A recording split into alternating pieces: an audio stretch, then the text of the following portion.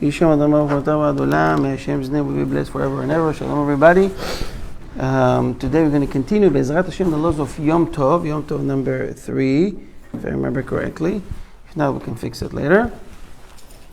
We're going to study mainly laws about the Chol HaMoed. We're going to touch some halachot from Yom Tov. I think we already discussed that. And then laws from about Chol HaMoed. Sorry, we have some technical difficulties.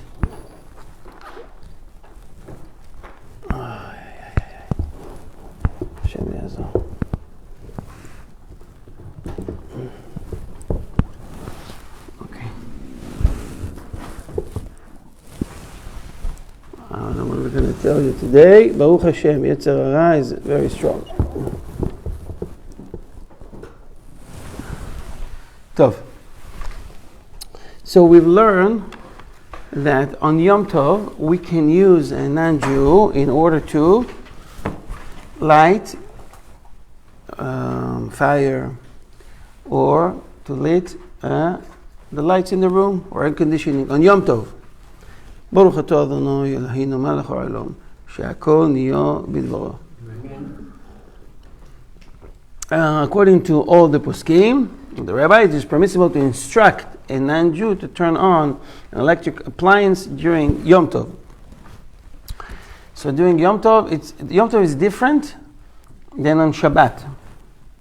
This is one of the small differences. Okay, it's for the sake of the Yom Tov, it's for the sake of cooking, and so forth and so on.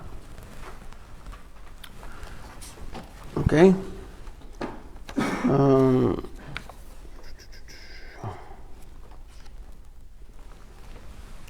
So, I don't know how many of you using a plata, a blech, or a tanur, or an oven on Shabbat, which is on Sabbath mode, or permanent mode, meaning that when you open and close the door, it doesn't change anything. In the settings, doesn't turn on or off the light.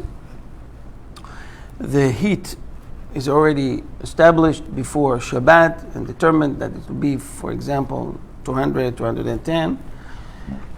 And then you can use it for the Shabbat. You should do the same for Yom Tov. But it is forbidden to turn on an electric oven on Yom Tov, since this ignites a new fire. It is permissible, however, to arrange a timer before Yom Tov to turn the oven on during Yom Tov at particular time, so that one can cook or bake in it, and for the timer to turn the oven off afterward. This applies only to those ovens in which no light is turned on when someone opens the oven door. If there is such a light built in the oven and someone wishes to use it on Yom Tov, you must remove the light bulb before Yom Tov. So some of you need to look back when you go home today. If the light going on, obviously it is, or in your refrigerator. Probably your refrigerator, you have light in it. So check it out. What's happening when you turn on? You won't be able to use it on Shabbat. Okay? What would be the case if you open that to take something? Oh, you see the light goes on. It's on now. It's Shabbat. You forgot to take off the light bulb. I remember in previous refrigerator that I had, I took the light bulb off completely. So it doesn't matter to me. I have light in the room anyways. But what if someone forgot? He opened it. What will be the solution? What would you do? If I shut the door all the way, it will turn off the light. It's something forbidden on Shabbat, right? What would they do? If you open it, so it won't go all the way. What is it? Put something. Put a gap. Put in the gap a blanket or something, so it won't turn away all the way off. If you suspect that the food will get spoiled,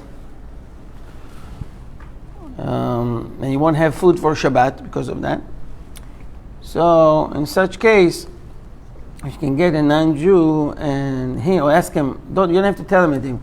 Say, my friend, can you just get me something from the refrigerator? Hey, you forgot it open, you silly man.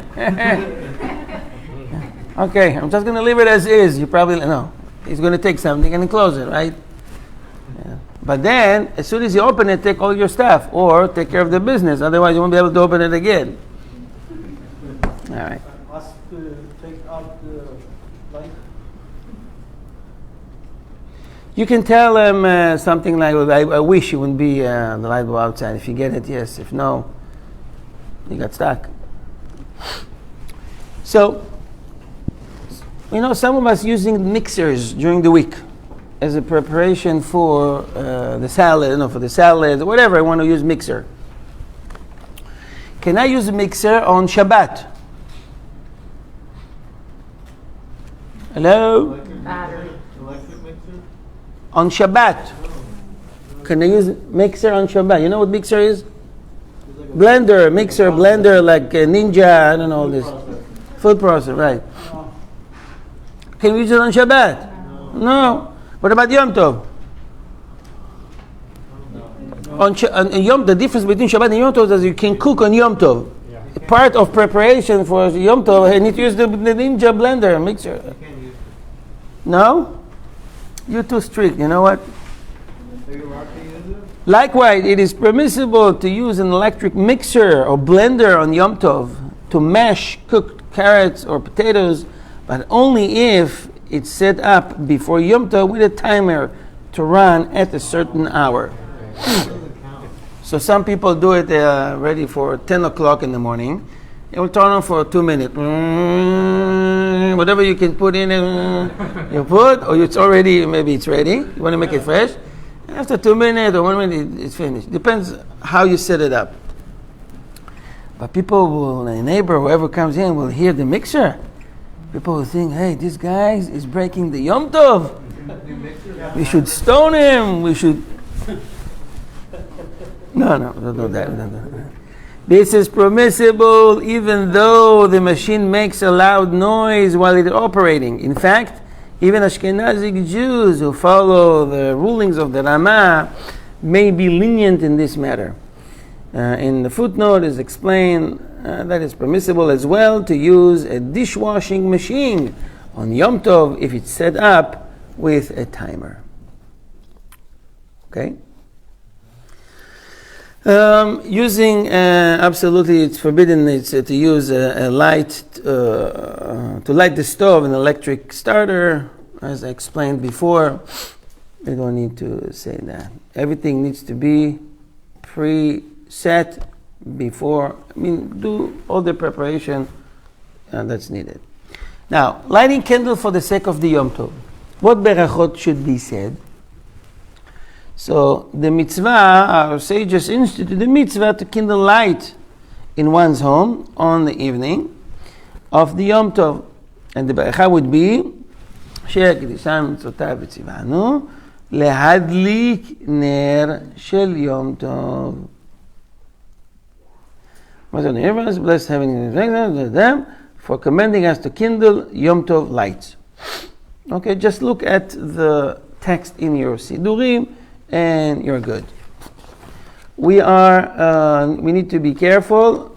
It's better not to say Shehecheyanu. Shehecheyanu will be said later on the Kiddush. So one of the reasons is because if the woman would say Shehecheyanu, she already fulfilled the mitzvah of the day. On the evening, when her husband would say Shehecheyanu, she need not to say Baruch Hu Baruch Shemo. So it's going to be a problem. So best method would be, we just wait till your husband, the head of the household, is coming back from the synagogue. Light the candles then, and don't say Shehecheyanu, and 2 minutes later he's going to say Shehecheyanu anyways. But please remember, he comes from the synagogue, it's too late to light. You have to light a fire. You need to use from an existing fire, so you have a ner neshama and neshama candle. The big candles we discussed before. It's a long discussion here about that. I'm just giving you the bottom line. Any questions so far? Okay. Very important and very common problem that people don't know is the next halacha. So, outside of the land of Israel, we are keeping 2 days. Shavuot, 2 days. Passover, 2 days, 2 Seder nights. Sukkot, 2 days. 1 day, no, Kippur, only one. It was supposed to be 2, but our sages said that it will be too much. People won't be able to say, to keep this over 26, 28 hours. It's going to be too much. It did need to be 2 days. Technically, what is it? If it did need to be 2 days, would you finish the first song, eat, and then do the second song? Or So, do like a whole no. 48? So our sages, it was an option. Our sages said 1 day is enough. It's with fat, it's a holy, it's too much pressure. There's only one time a year that in the whole world, every Jew keep 2 days. 2 days, even in Israel. Which day is it? 2 days. It's Yom Tov. It's like Shabbat. You may cook. We are a lot in the synagogue in the morning. Be blowing the shofar. Rosh Hashanah. Rosh Hashanah. It's a day that we keep 2 days in the whole world. Everywhere. Israel and around the world. 2 days. Now, we can cook. Let's say it's Monday and Tuesday. Falls on Monday and Tuesday. I can cook during Monday, and I can cook during Tuesday. Prepare food. There's the Seder plate, right? We have a Seder on Rosh Hashanah. We have a plate. We have a head of lamb. We have a fish, and we have vegetables and fruit that we're saying special bracha. So we have blessing the entire year. Remember Rosh Hashanah. And here comes a very common mistake. Everybody need to remember that. Chaim, you need kippah? Everybody need to remember that every day has its own significance. Every day it's holy by itself. What does that mean? It means that if you cook for 1 day, it's for that day only. You can't cook for the next day. What people do, Monday night they go to the synagogue. In the morning they go to the synagogue again, blowing the shofar, coming for lunch, eating, drinking, and then some people preparing food from after lunch to the next evening. It's 2 separate kedusha. It's 2 separate holiday. Nonetheless, they are consecutive, you're saying, one after another, but yet they are separate in a way. It's considered one long kedusha, but you can't cook from that day to that. You have to wait till the sun is down, and then you can cook.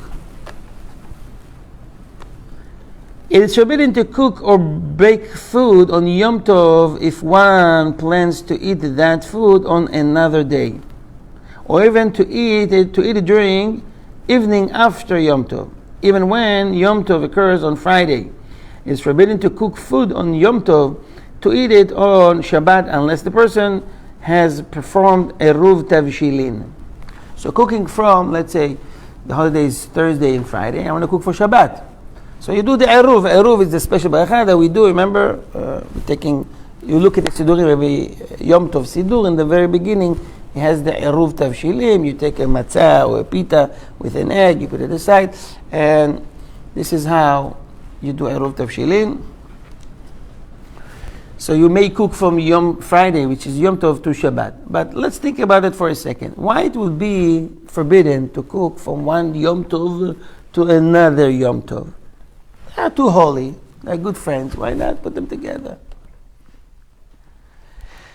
What do you think? imagine yourself Shabbat, and you start to set up during Shabbat tables and chairs and clean up the house for Saturday night or for Sunday. How would it look for the sake of Shabbat? This day is done, forget it. What's important for me now is what's come next. Sunday. There's an event.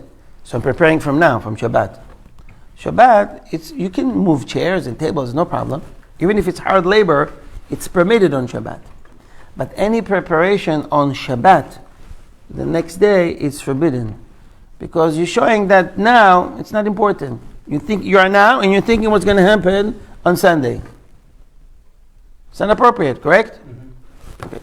So, because of that, every day has its own significance. Okay, it's on Shabbat, there's a question even if Seudah Shlishit, you know Seudah Shlishit? We're eating 3 meals on Shabbat, right? In the evening, yes. In the morning, and right before sunset. It's called Shalosh Seudot, or Shalosh Sudesh. We're eating Shalosh Seudot, 3 meals. So let's say Shabbat is over 8 o'clock, 8 p.m. And I'm eating at 6:30, I finish to eat, p.m. Shabbat is over in an hour and a half. Can I wash the dishes that I just used? Allah said you should not wash them because you don't need it now. Why are you washing them? You want to use them after Shabbat on Sunday or Monday. Leave it in the sink. Wash it 2 hours later, hour and a half later, after Havdalah. Because you're not washing for the sake of Shabbat unless you need these cups or plates. Actually, about cups, you can always wash them because cup is something very common that people are using all the time. So cups, people always drink, you can wash. Plates and pots and pans and silverware, leave it in the sink. You're not showing respect for Shabbat if you're washing now for something that happened after Shabbat. Shabbat, you should know, give us beracha for the entire week. It says Mekor HaBeracha. The source of all blessing, the Jewish people, is on Shabbat, from Shabbat. Okay? So we are gathering spiritual power during Shabbat and during the holidays, especially for Shabbat for the entire week. So we need to dedicate Shabbat not only for eating and drinking, but also to discuss Torah words and studying, learning.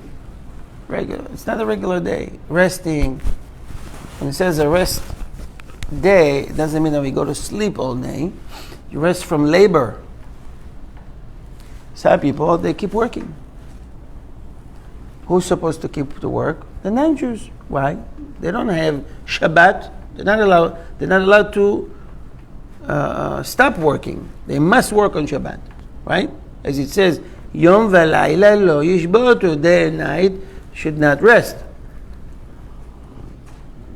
This is why a non-Jew must break Shabbat. Driving, turning on light, all stuff like that. Okay, must break Shabbat, can't keep Shabbat. If they keep Shabbat, they are subject to a death penalty from Shamayim. Oh Hashem, I want to be tzaddik, I want to keep Shabbat. Yeah, I'm liable now to a death penalty? I'm tzaddik, I'm tzaddikah, I'm righteous, I want to keep Shabbat. Someone says, you want to keep Shabbat, you don't pick up mitzvot, you keep the whole mitzvot. So you need to convert. Join the Jewish people, you're welcome. Ahlan wa sahlan. All is good. But without it, you can pick up mitzvot.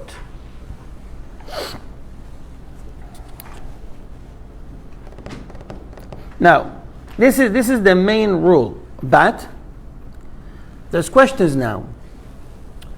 So some says, okay, hold on. Today it's Monday. We started the holiday from Sunday evening. So today's Monday. The next day, the next holiday, the next Hag is Tuesday. We finish lunch, or we are cooking for lunch, let's say, and someone says, okay, let me calculate. I'm doing barbecue now for lunch, or the wife, she's cooking for lunch, and says, I can't make too much. If I make too much will left over for the next day. Can I do that or not? Let me count the people, how many. We are 10 people. I have to calculate in a way that I have enough food only for this 10 people. The leftover, it doesn't look good. It looks like I'm cooking for the next day. So don't worry about that. Look at this. It is permissible to cook a big pot filled with meat or fish for the morning meal, even though only one piece will be needed for the meal. The greater the quantity of food in the pot, the more tasty each piece will be. It's a rule of cooking. One piece of chicken or 10, it tastes better. It gets more juice and more taste from the other food around it. Okay? And therefore, all the food in the pot adds the flavor to the piece eaten on Yom Tov. Likewise, it's permissible to fill the oven with bread dough, even though only one loaf is needed for the meal. When the oven is filled with dough, each loaf is baked better than if only one or two loaves are baked at a time. Although the housewife intends to eat the extra food or bread on another day, this is permitted. It is best, however, that she not announce to anyone that she is cooking this amount in order to eat it on another day. So you don't really showing now intention, the rest going to go to the next Yom Tov. It's for the sake of the food, even if my husband will eat only one piece of chicken. All right?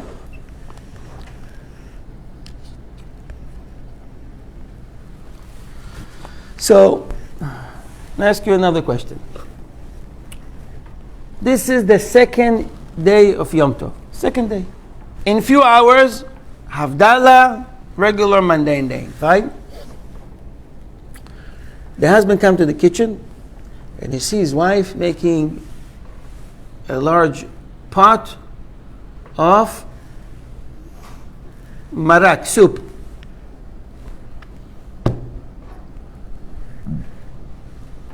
What is this? We just finished to eat. In 2 hours, the holiday is over. Who are you cooking now? Oh, it's for tomorrow. For tomorrow, we finished to eat. Tomorrow is mundane day. And the question is, can anybody enjoy from this food? It was cooked for a regular day, not for the sake of Yom Tov. If someone ignored the halacha and cooked food on Yom Tov to be eaten on another day, the food may be eaten. It's okay.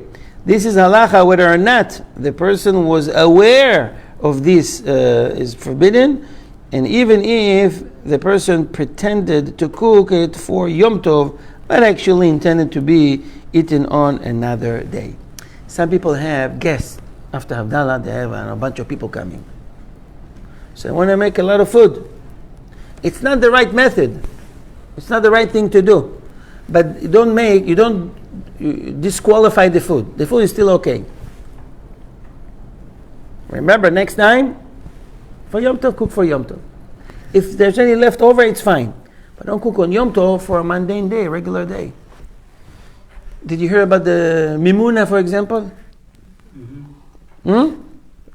Mimuna, the Moroccan. Right after Yom Tov, after Havdalah, a lot of people coming. They open the house. So this question raises if someone is cooking for the Yom Tov itself, or is he cooking for 50 people that's coming? So what's best to do is not to cook, obviously. The best is to cook before the Yom Tov, freeze it, after Havdalah, just warm it. You see sometimes, you go to houses on Mimuna, and you see a lot of chametz. Oh, look at this chametz. This is Havdalah, Pesach over at 9 o'clock, and now it's 10:15. It takes at least 3 hours to prepare all this food. They would donate to raise. It takes time. What is this? So what they do, you see cookies, you see a lot of stuff. It takes... What? There's a ladder right outside for Rick. And you gave him a little step ladder. I didn't know there was a ladder. Zach, are you talking to me, Michael? Michael? Little giant ladder. Michael, you're on mute. Let me mute. Michael, I can hear you. Put yourself on mute. Good. Michael, put yourself on mute. I don't know how to do it here. Okay, anyways. So what do? They cook before the Chag, before the holiday. They freeze it. After Havdalah, when the time is permitted to eat chametz, they take it out. It's all good, but they have to sell the chametz. Selling the chametz to a non-Jew, the whole process. It's best to do. It's the only way to do it. Any questions? Okay. I don't know about you, but there are people out there, like my crazy wife, that she's making her own spices. Taking the raw material, even for black pepper. And I love it. It's fresh. You take the black pepper, you grind it in a coffee grinder, you have fresh. Smell the black pepper. You sneeze, no, but it's good. It's good. It's really good. So can I do that on Yom Tov? It is permissible to crush spices on Yom Tov. By the way, you'll be surprised how much dirt and dead insects out there in what you buy and all everywhere. And if you don't take the spices one by one and check them, you will find that there's roaches' legs and wings. And I don't want to discuss you, but believe me, spider webs, dead spiders. They don't check tons of spices. They take just an example or two. If they see that it's more or less clean, they grind everything. Trucks. This is why anything that you can, just grind yourself. It's fresh, healthier, and it's by the halacha. It's permissible to crush spices on Yom Tov in regular mortar and pestle, and in the usual manner. Since if someone would crush them on the day before Yom Tov, they will be less pungent than if freshly crushed. Pungent, right? Best is to take it right now. Cinnamon. It's different if you crush it now, or you bought it on Sam's Club or elsewhere. Still good, but it's not. By the way, if you take cinnamon, if you want to grind them yourself, you have to open them. They are folded, right? It's come from a tree shell, tree trunk. It's a shell of a tree trunk. You take the peels, you'll find sometimes spider webs in it and insects in it. So before you do it, you try to open it. You can break it. You're going to crush it anyways. And wash it thoroughly. Sometimes you see a lot of, it's like a sand. It's not a sand. It's eggs of some insects. People eating it. It's mixed with tons of other. Do it yourself. Believe me, I don't want to discuss you. If I show you pictures, you will never touch anything ready. You will start to grind yourself. And you see, if you grind yourself, cinnamon pieces, it will last for the whole year. What time is it? Okay, one more halakha. If someone wants to crush salt on Yom Tov, however, he can do so only if he turns the meal on its side, so it is not done as one normally does on weekdays. The flavor of salt is always the same, regardless of when it was crushed. By the way, you know this small grinder that you do over food for pepper or salt? Not allowed on Shabbat. Not allowed on Shabbat. Why? Okay. Because it's grinding. Shabbat is grinding. You can't grind on Shabbat. People have it at home and they just do it automatically. It's not on Shabbat. They have to You don't grind spices on Shabbat. We'll permit it on Yom Tov. Not on Shabbat. The melacha? Yes, tochen. It's called grinding. Tochen. It's a malacha by itself. Okay, I think I'm going to stop here because what time is it actually? I have a phone already. 4 minutes? We have 4 minutes. Okay, let's stop here for that. I thought I'm going to finish, but I didn't even get to the Chol HaMoed. There is laws about Chol HaMoed. Can I take a haircut on Chol HaMoed? Can I trim the fingernails on Yom Chol HaMoed? It's very important halachot. Can I work on Chol HaMoed? What's Chol HaMoed? It's the days between from the holidays, right? Can I work? It's permitted, but it's like It's not exactly permitted. Not exactly permitted. To give you an example, on Shabbat, 2 hours before you light the candles, Shabbat, it says there is no beracha in that money. You make $1 million, believe me, you lose it and more. There's no beracha in the money. 2 hours before Shabbat, you should be home already. Some people have the custom from the midday start working on Friday, or not working on Friday at all. It's best. You rest before Shabbat. Believe me, what Hashem has signed for you for that week or that year, you'll get it. Hashem doesn't need your help. So we'll discuss all these topics. Bezrat Hashem next week. We're going to try to be here again, 7:15. Bezrat Hashem. Any questions? On behalf of Ohev Israel Foundation, I want to thank you. This is Shira. I'm so sorry to interrupt Yes. you. I have a question. Go ahead. I wanted to clarify the grinding of the spices on Yom Tov. Okay. So what I understood was that you can grind the spices for that meal for Yom Tov, but if you're wanting to grind like a bunch of, I don't know, cilantro, if you want to save it, that's prohibited? No, you can. Yes, you can. We mentioned that before. If you grind, that's enough for that meal, and much of it will left over for the next meal, it's permitted. Because usually people... Huh? We take an advantage of the fact that we want either spices or vegetable to this meal to use whatever we have extra to the next meal. It's fine. Also with spices, people don't grind a small piece. People grind a full cup. And if it's spices, it will last you for 3 weeks after even. No problem, right? So, Elba, thank you for the question. Shira. Thank you, Rabbi. Thank you. On behalf of Ohev Israel Foundation, I want to thank everybody. God bless you with good health and good parnasah. It's good to see you all the time. Shalom, shalom.